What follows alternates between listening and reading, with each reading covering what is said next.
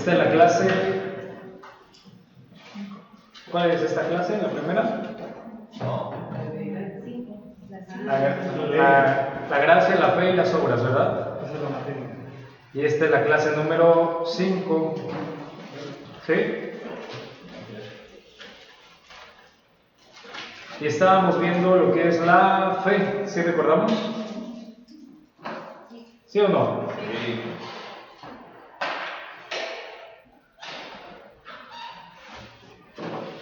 Primero vimos algunas definiciones de lo que era fe,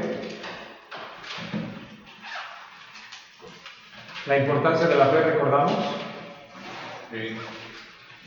Y ahora vamos a ver algo que pues, muchas personas no entienden, porque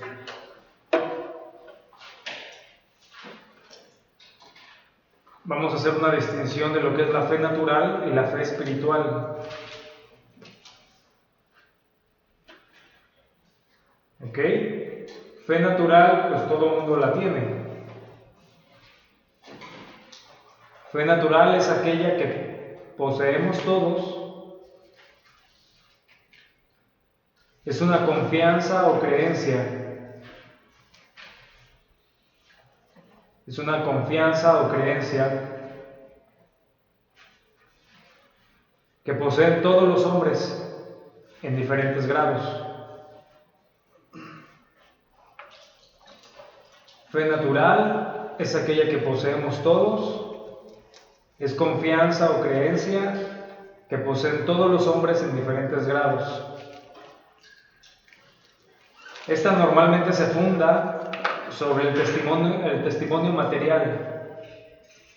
Esta normalmente se funda sobre el testimonio material.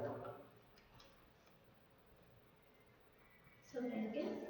Testimonio material.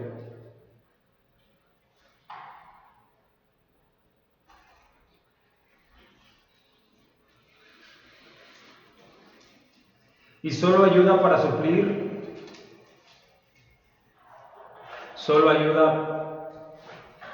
suplir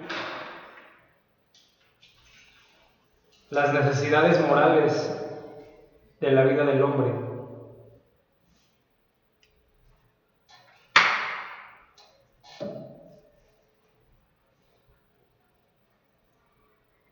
Es una fe inestable.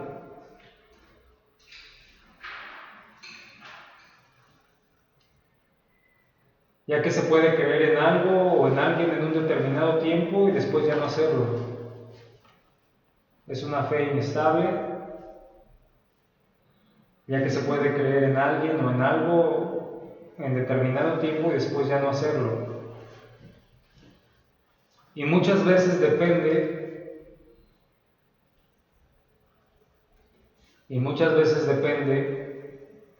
de la circunstancia o el ánimo de la vida.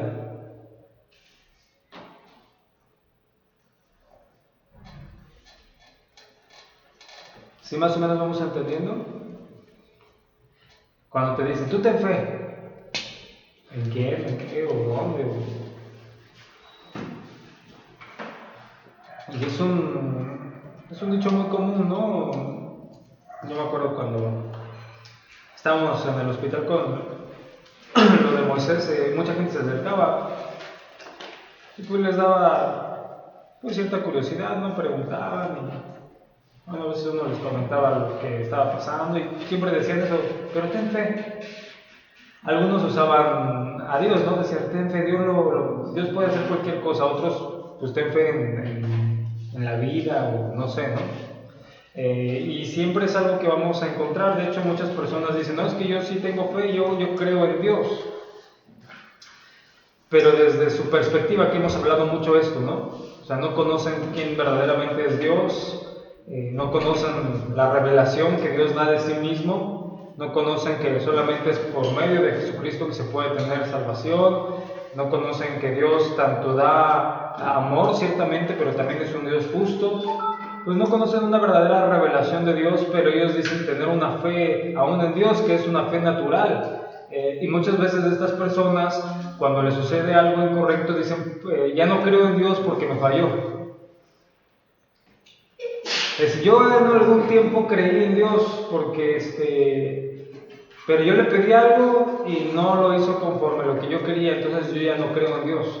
O las personas que creen en la metafísica, en el karma, hinduismo, todas estas situaciones, ¿no? Yo he visto personas que a lo largo de su vida van cambiando su fe en este tipo de creencias, ¿no?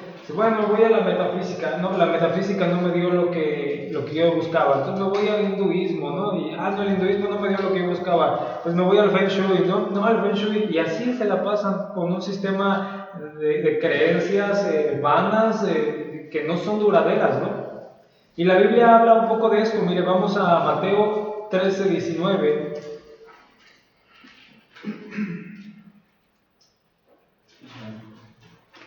Mateo 13:19.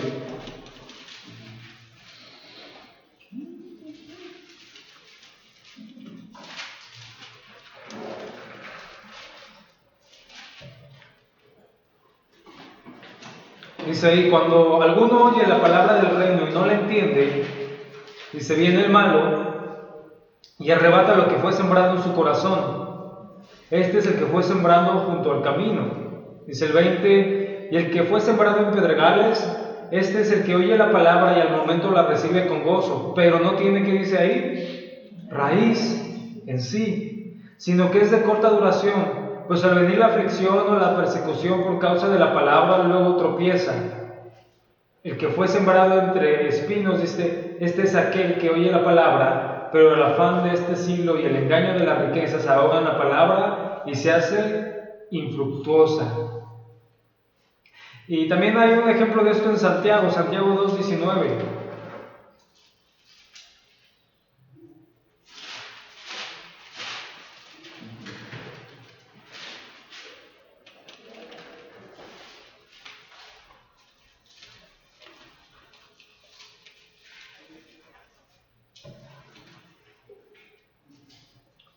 Santiago 2:19. Dice, ¿tú crees que Dios es uno? Bien haces. Dice, también los demonios creen y tiemblan. Es decir, aquí vemos que se puede creer que existe Dios, pero eso no está diciendo que uno confía y ha entregado su vida a Él. Aquí lo que Santiago se está poniendo es a la clase de creencia que consiste en aceptar un hecho sin dejarle que tenga ni la mínima influencia en nuestra vida, ¿no? Yo puedo decir que creo, pero bueno, aquí lo deja ver, ¿no? También los demonios creen y tiemblan, es decir, reconocen de Dios. Pero este reconocimiento los hace vivir en la voluntad de Dios. Pues no. Podemos entender esta fe natural. Pues la persona pone en cualquier cosa o en una creencia vana aún de Dios mismo su fe y su confianza, pero no está fundada pues en las verdades de Dios, no está fundada en algo sólido, está fundada pues en sus propios pensamientos, y cada quien puede creer y cada quien puede poner su confianza en quien sea, ¿no? Hay unos que ponen su confianza en la familia, hay unos que ponen su confianza en la política, hay unos que ponen su confianza en algún hombre.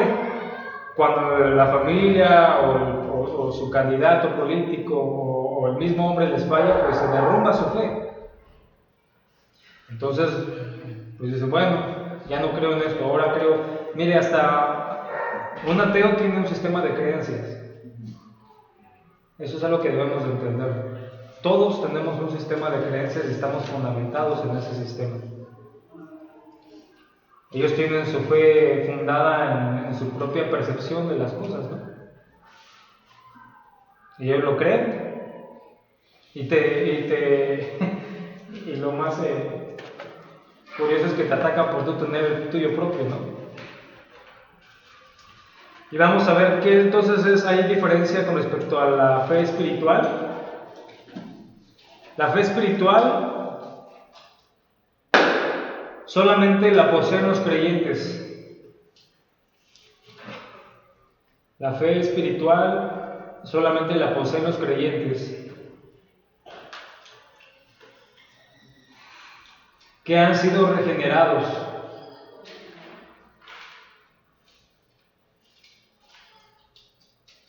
La fe espiritual solamente la poseen los creyentes que han sido regenerados, aunque puede variar en cada uno.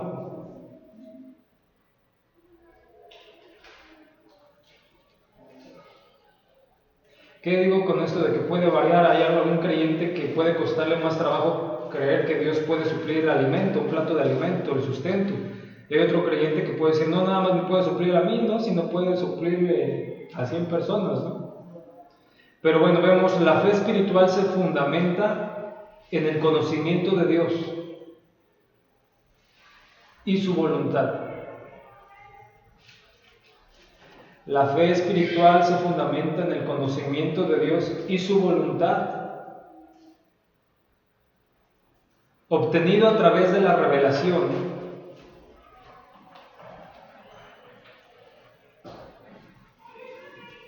y de la experiencia personal.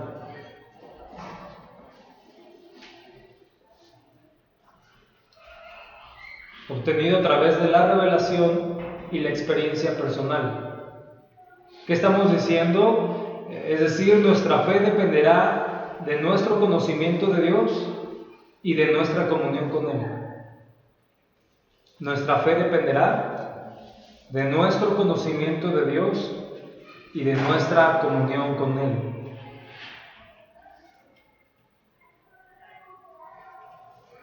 Yo le he dicho, es algo incorrecto decir que nuestra fe es ciega, ¿no?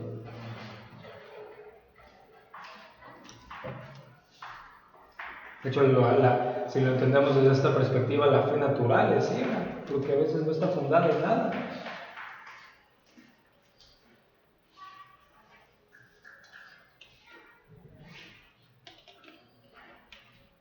La fe espiritual no solo es una creencia.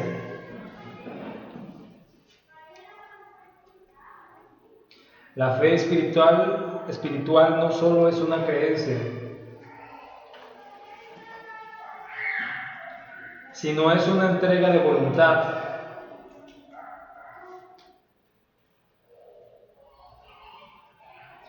Sino es una entrega de voluntad de la persona que confía en Dios a Dios mismo.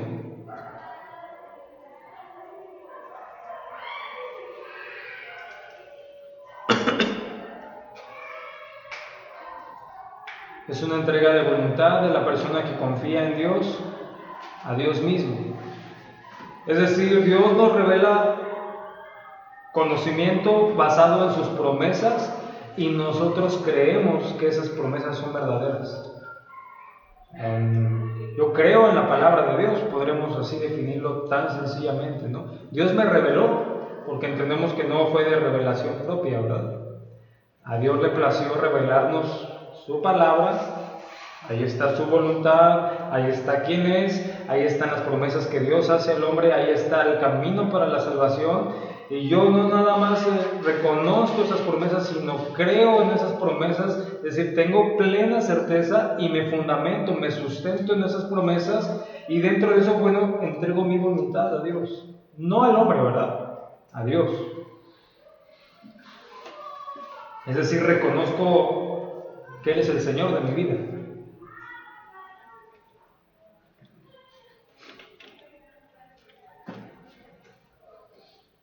Para el creyente, el tener fe en Dios es el todo de su vida.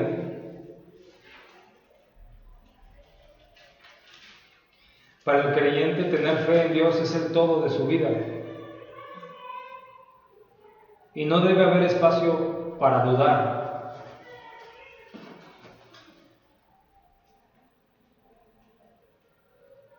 Creer en Dios es descansar en Él. Creer en Dios es descansar en Él.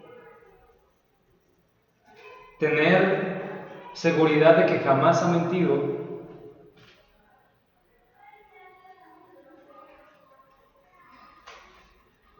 Y tener seguridad que Él va a cumplir su palabra.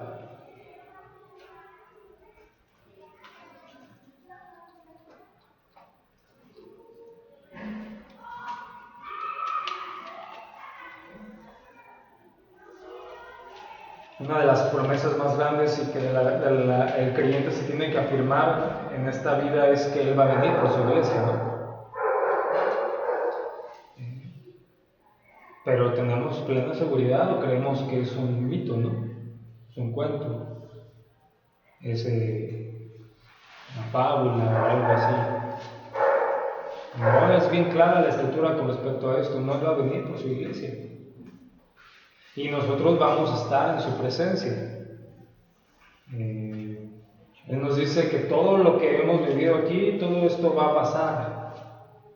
Que el dolor, que la aflicción, la enfermedad, la necesidad no va a pasar y un día vamos a estar en plenitud con Él. Eso al creyente, al que verdaderamente cree, lo afirma en Dios, no sé, que dice, bueno, aún esté pasando por una situación adversa en este momento, yo me afirmo en las promesas de Dios y yo creo que son verdad y yo creo que Dios las va a cumplir porque creo en Él. Eso es pues indicios de una fe verdadera. Porque hay cristianos que empiezan, miren, se nos puede conmover en algún momento nuestro corazón, pero no podemos perder nuestra fe en Dios, es que verdaderamente creemos en Él, ¿no? O sea, hay momentos que se conmueve nuestra vida, ¿no? Tal vez la prueba o la situación es adversa y muy dura, pero eso no nos lleva a no creer, ¿verdad? En lo que Dios ha hablado y que Dios va a cumplir. Mire, Tito 1:2.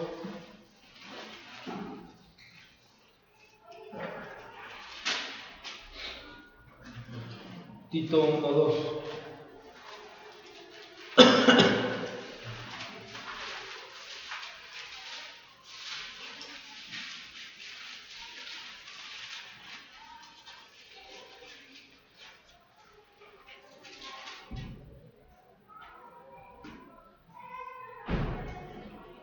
Tito 1:2 dice: en la esperanza de la vida eterna, la cual Dios, que no miente, prometió desde antes del principio de los siglos. Segunda de Crónicas 20:20.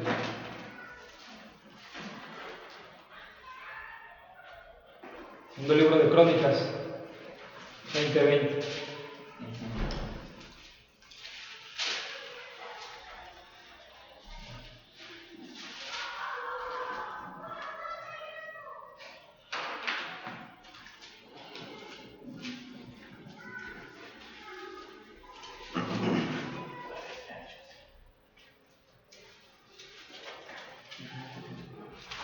¿Estamos ahí? Dice, y cuando se levantaron por la mañana, salieron al desierto de Tecoa. Dice, y mientras ellos salían, Josafat, estando en pie, dijo, oídme Judá y moradores de Jerusalén, creed en Jehová vuestro Dios y estaréis seguros. Creed a sus profetas y seréis, dice ahí, prosperados. Era un llamado a creer verdaderamente en el Señor. Vamos al Salmo 37:3.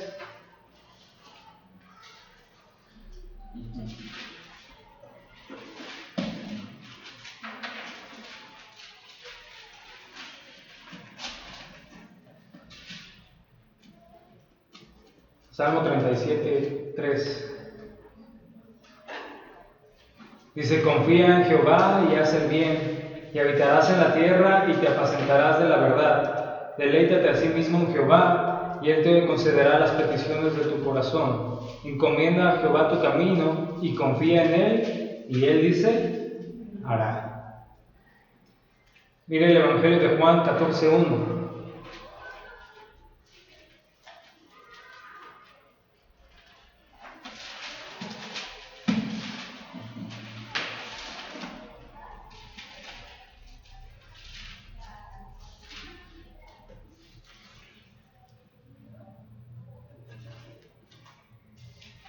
Juan 14:1 dice, no se turbe vuestro corazón. Dice, ¿creéis en Dios? Dice, creed también en mí. ¿Cómo se produce esta fe espiritual? Tenemos algo bien claro, no es de forma natural, así cada uno de repente, decidió no creer en Dios. Vemos que la palabra de Dios, bueno, tiene pues es la fuente, ¿no? Dios es el origen, podemos ponerlo así. Dios es el origen de nuestra fe.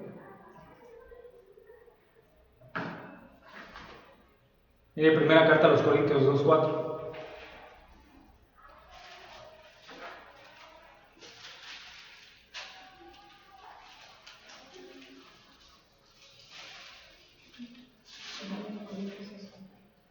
Primera carta a los Corintios 2:4.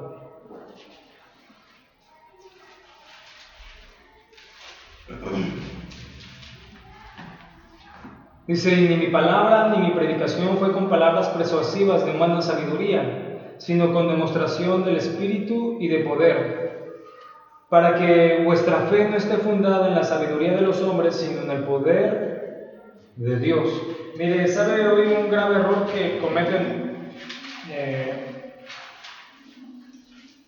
muchos hombres cuando hablan de Dios y quieren llegar a la revelación, o que alguna persona llegue a la revelación de Cristo? Es utilizar más argumentos filosóficos que teológicos. ¿Qué es un argumento filosófico? Pues el pensamiento del hombre, ¿no? Un pensamiento teológico es algo que está fundado en la palabra de Dios. O sea, yo no puedo llevar a la persona, es como si empezara a poner fundamentos filosóficos para llevarlos a Cristo. Al final eso no es posible. A Cristo es el fundamento. Por eso la misma palabra lo dice, ¿no? Dios plació salvarnos, a Dios le plació salvarnos por medio de ¿qué? De la locura de la predicación, porque para el hombre pues es insensatez en un principio, pero entendemos que viene la obra de Dios, la obra del Espíritu Santo y la luz revelándose a la vida de las personas. Y entendemos, bueno, pues viene una lucha en la persona. ¿Por qué? Porque se está revelando la justicia, el amor y la verdad de Dios.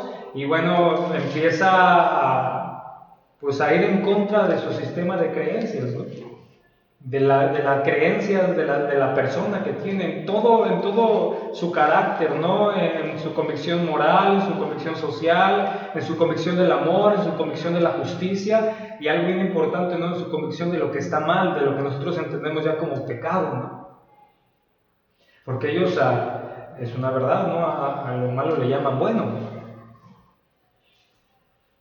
Y a lo bueno le llaman malo.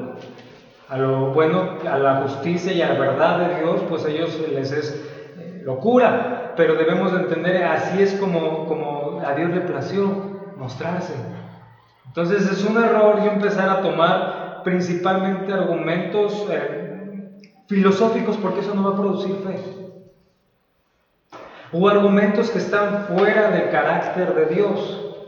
Como decirle que la salvación y la nueva vida que va a traer a sus vidas va a ser en plenitud de cosas materiales. Eso no es lo que vino a hacer Dios en el corazón, no viene a traer plenitud en el espíritu, viene a traer reconciliación con Dios, viene a traer perdón de pecados, viene a traer a conocer la voluntad de Dios, ¿no? A nuestra vida y al universo. Eso es lo que verdaderamente va a producir fe, verdadera fe para salvación. No nos preocupemos, hermano, el pensar, bueno, es que esto, pues ¿quién va a creer? Recordemos que la palabra es poder de Dios para salvación. Es que es el problema, ¿no? Dicen, pero es que ¿quién va a creer si toman esto como algo absurdo? Pues entonces, ¿cómo creemos nosotros? Sí, te das cuenta, ¿no? Si nos damos cuenta que ya nuestras creencias han cambiado radicalmente a como antes creíamos y entendíamos aún la vida y todas las cosas, ¿no? ¿Quién fue?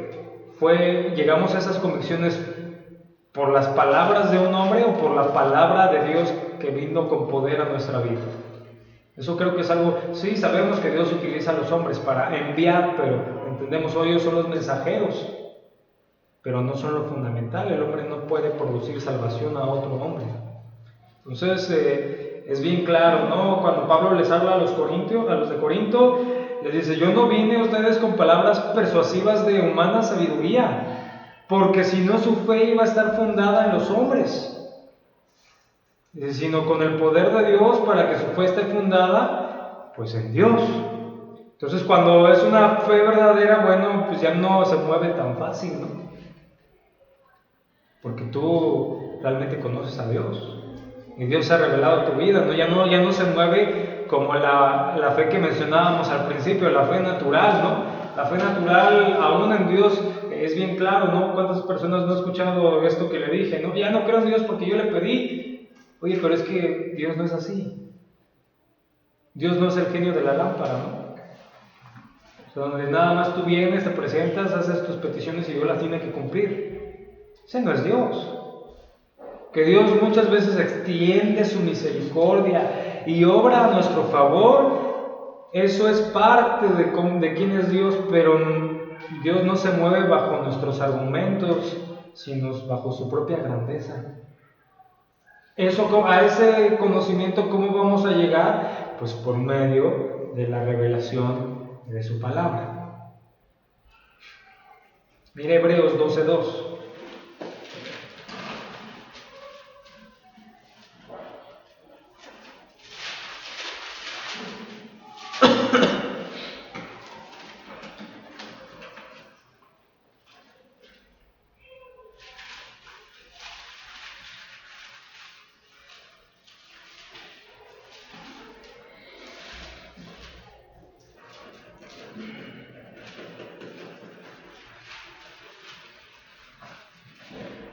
Hebreos 12:2 dice: puesto los ojos en Jesús, el autor y consumador de la fe, el cual por el gozo puesto delante de él sufrió la cruz, menospreciando el oprobio, y se sentó a la diestra del trono de Dios.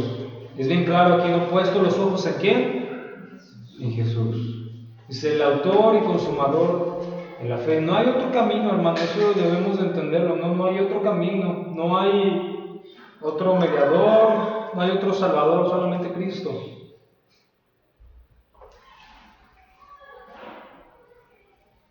Ahora, también entendemos esto, el creyente toma parte en la fe.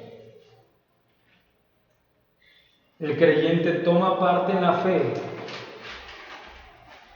pero siempre usando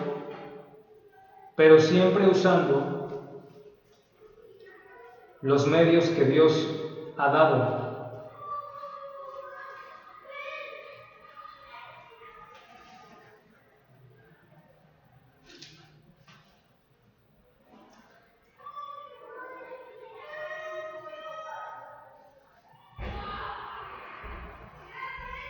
¿Qué es esto? Mediante la fe nos hacemos de la omnipotencia de Dios.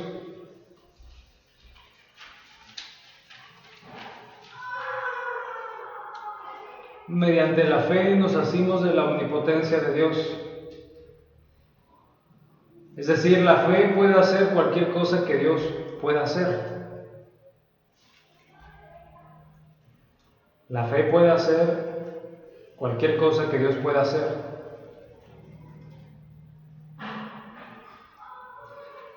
Pero hay lo bien importante aquí, ¿no? Sabiendo que todo está en su soberanía. Sabiendo que todo está en su soberanía y voluntad.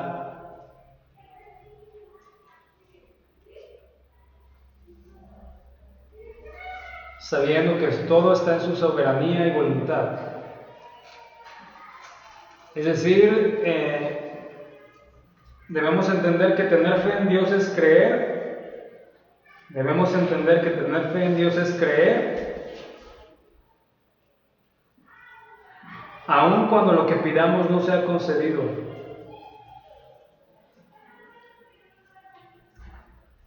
O cuando nuestra vida como creyentes no sea como la pensábamos.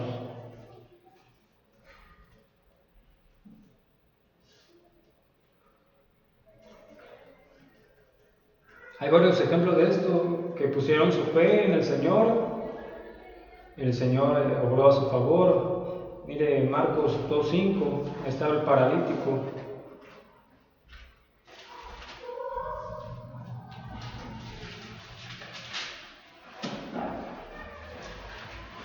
Marcos 2:5.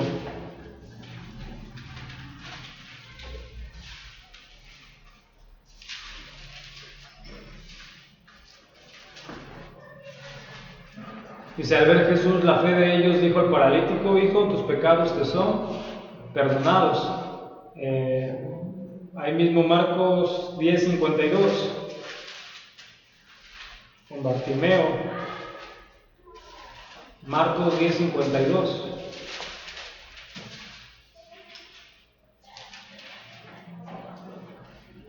Y Jesús le dijo: vete, tu fe te ha salvado. Y enseguida recobró la vista y seguía a Jesús en el camino. Y otro ejemplo, Mateo 15:28.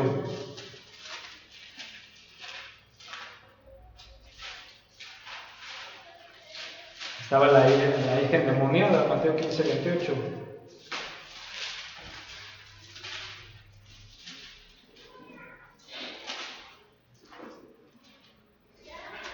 Mateo 15:28 dice: entonces respondiendo Jesús dijo: oh mujer, grande es tu fe, hágase contigo como quieres. Y su hija fue sanada desde aquella hora. Pero bueno, sabemos que Dios no siempre, ¿sí? Mateo 15:28. Dios no siempre responde como queremos, ¿no? Segunda carta a los Corintios 12:7. Segunda carta a los Corintios 12:7.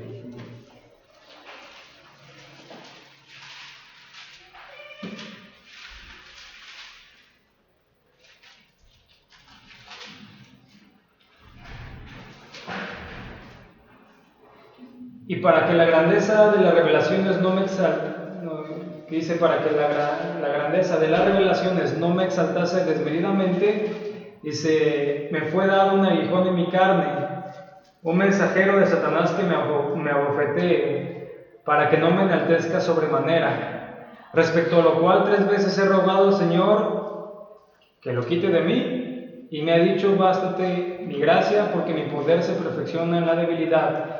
Por tanto, dice, de buena gana me gloriaré más bien en mis debilidades, para que repose sobre mí el poder de Cristo.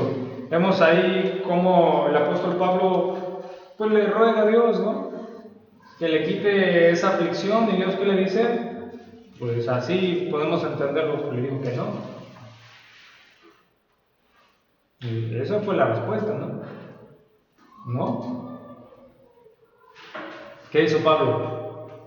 No, ya no creo en Dios porque no me respondió. Pues no, ¿verdad? Porque podemos entender eso: él tenía fe verdadera, conocía quién era Dios y sabía quién es Dios. Y algo que debemos entender, hermanos, es que Dios es justo, pero no es justo como nosotros.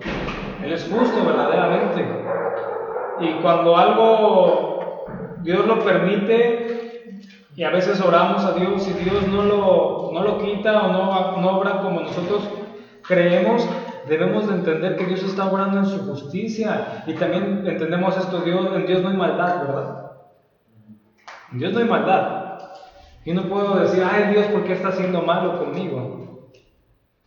Porque eso va en contra del carácter de Dios. Vemos a Job cuando decía: no, solamente recibiré lo bueno y no lo malo de Dios. Cuando habla estas palabras, él lo está viendo desde su perspectiva. Sí, a veces desde nuestra perspectiva parece que es algo malo, no en el sentido de maldad de Dios, sino que no me agrada, ¿no?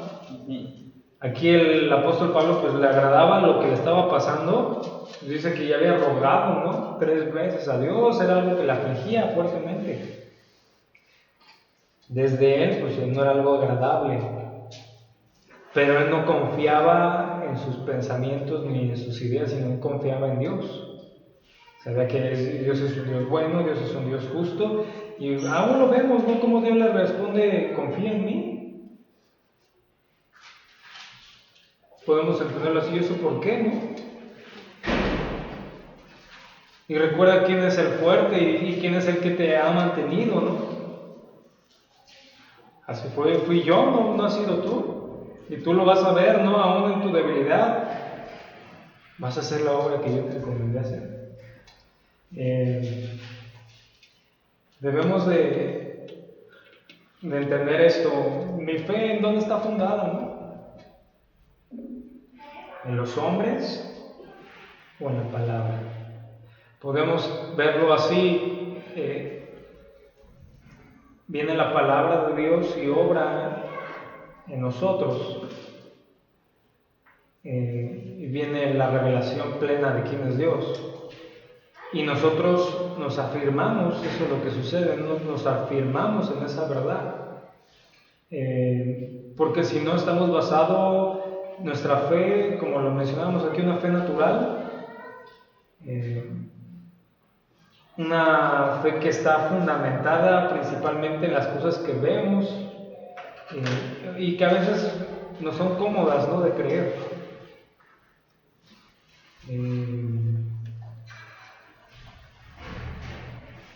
Algunos pensadores, por ejemplo, siempre cuando se habla de la fe cristiana, pues entra el tema, ¿no?, de la creación de la tierra, del universo, de todas las cosas.